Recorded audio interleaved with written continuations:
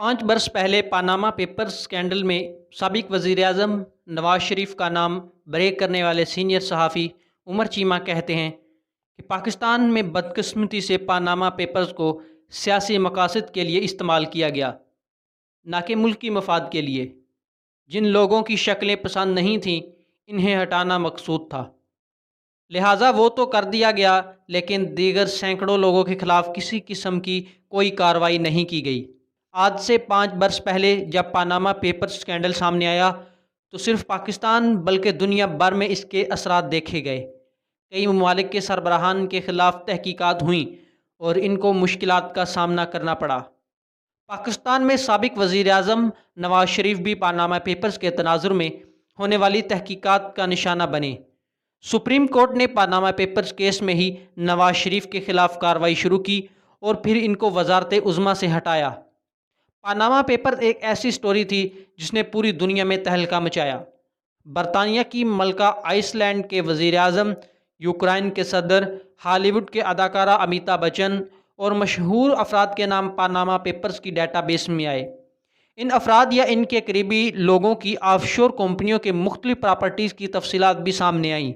اس خبر پر کام کرنے کے لیے تحقیقاتی صحافیوں کی بین الاقوامی کمیٹی نے مختلف ممالک سے جرنلسٹ حضرات کو اکٹھا کر کے اس خبر پر تحقیقات کی۔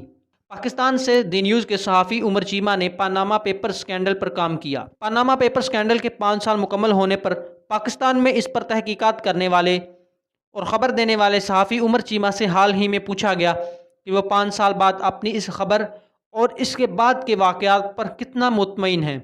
عمر چیمہ کا کہنا تھا کہ جب پاناما پیپرز کیس میں جب نواز شریف کے خلاف سپریم کورٹ کا فیصلہ آیا تو میں شروع میں بڑا پرجوش تھا۔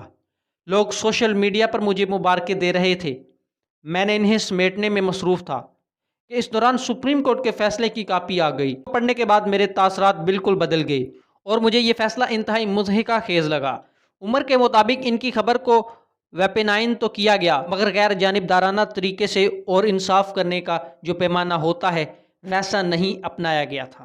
اگر کسی صحافی کی خبر سے کوئی اعلیٰ عہدیدار نوکری سے فارغ ہو جائے یا اس پر ریاستی مشینری حرکت میں آ جائے تو یہ ایک صحافی کے لیے قابل فخر بات ہوتی ہے۔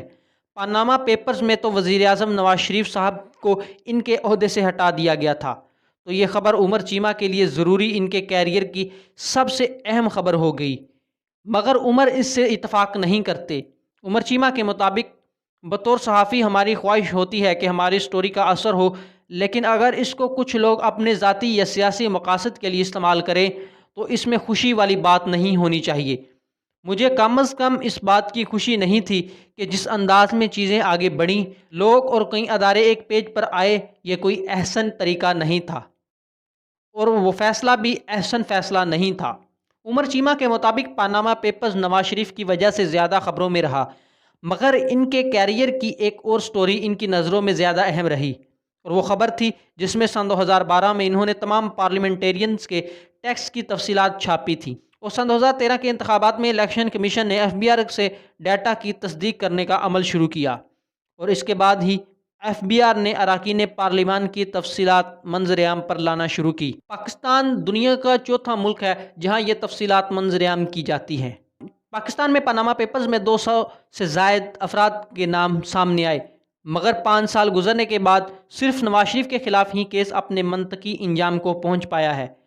باقی جن افراد کے نام آئے تھے ان کے خلاف تحقیقات یا تو شروع ہی نہیں ہوئی یا کسی سرد خانے میں ہیں۔ عمر چیمہ کا اس حوالے سے کہنا ہے کہ یہ ایک جائز سوال ہے کہ کارروائی صرف شریف خاندان کے خلاف ہوئی ہے۔ جب یہ سب ہو رہا تھا تو اس وقت یہ دلیل بالکل جائز تھی کہ نواز شریف وزیر اعظم ہیں، تو احتساب ان سے ہی شروع ہونا چاہیے، مگر وقت نے بعد میں یہ ثابت کیا کہ اس کا مقصد ہی صرف وزیر اعظم کا احتساب تھا، ان کے علاوہ کسی اور کا احتساب مطلوب نہیں تھا۔ عمر کہتے ہیں کہ جو انصاف کے تقاضے تھے وہ پورے نہیں ہوئے۔ پاناما پیپرز کو ایشو کے طور پر نہیں لیا گیا، اس میں کافی لوگوں کے نام تھے۔ چاہیے تو یہ تھا کہ جو طاقتور لوگ ہیں ان کا احتساب شروع کر دیا جاتا، مگر صرف ایک ہی شخص کے کیس پر شروع ہوا اور وہی ختم ہو گیا۔ صرف نواز شریف کے خلاف کارروائی پر مسلم لیگ نون کا یہ موقف تھا کہ پاناما پیپرز ان کی حکومت کے خلاف ایک سازش تھی۔ यही सवाल उमर चीमा के सामने रखा गया कि क्या पानामा पेपर्स एक साजिश थी और क्या वो इस साजिश का हिस्सा बने। उमर चीमा कहते हैं कि पानामा पेपर्स कोई साजिश नहीं थी। बशमूल नून लीग के जो लोग मुझे जानते हैं वो ये नहीं मानेंगे कि मैं इस तरह की कुव्वतों के हाथों इस्तेमाल होता हूँ। ये खबर पाकिस्तान तक महदूद नहीं थी, बैनुल अक़वामी खबर थी। हम जब भी खबर करते हैं तो हादसात पर कभी किसी को फ़ायदा होता है और कभी किसी को नुकसान भी उठाना पड़ता है। अगर ये साजिश थी तो फिर पूरी दुनिया के हवाले से थी। पानामा पेपर्स तहकीकाती सहाफ़त की दुनिया की चंद अहम खबरों में से एक है। उमर चीमा के मुताबिक ऑफशोर कंपनियों पर पहले भी बात होती थी, मगर अब पानामा पेपर्स ऑफशोर कंपनियों के हवाले से एक इस्तारा बन चुका है। जहां उमर चीमा दुनिया में इस खबर के असर को मुस्बत तरीके से देखते हैं, वहीं पाकिस्तान के हवाले से वो मायूस नज़र आते हैं। इनका कहना है कि पाकिस्तान में बदकिस्मती से पानामा पेपर्स को सियासी मकासद के लिए इस्तेमाल किया गया, ना कि मुल्की मफाद के लिए। जिन लोगों की शक्लें पसंद नहीं थी, इन्हें हटाना मकसूद था, तो वो तो कर दिया गया। इस खबर में कई ताकतवर अफराद की माली तफसीलात का इंकशाफ किया गया था। उमर चीमा से पूछा गया कि क्या यह खबर करते वक्त या इसके बाद इन्हें कोई धमकी मिली। इन्होंने बताया कि मुझे आज तक इस केस के हवाले से कोई धमकी नहीं मिली। आखिर में उमर चीमा से पूछा गया कि क्या अगर इन्हें मौका मिले वो इस खबर को दोबारा से करें तो क्या वो ऐसा करेंगे। उमर चीमा का कहना था कि अगर इन्हें दोबारा मौका मिलता तो वो ज़रूर करेंगे। कई लोग कहते हैं कि मुझे पानामा पेपर्स की खबर नहीं करनी चाहिए थी। अगर कोई मेरी खबर को अपने मकासद के लिए इस्तेमाल करता है तो इसका ये मतलब नहीं कि मैं इस्तेमाल हुआ हूँ। अगर दोबारा मौका मिले तो मैं ज़रूर ये खबर करूँगा। मैंने कई खबरें की हैं जिन पर कोई एक्शन नहीं हुआ। खबरों पर एक्शन होना या ना होना हमारे बस में नहीं होता।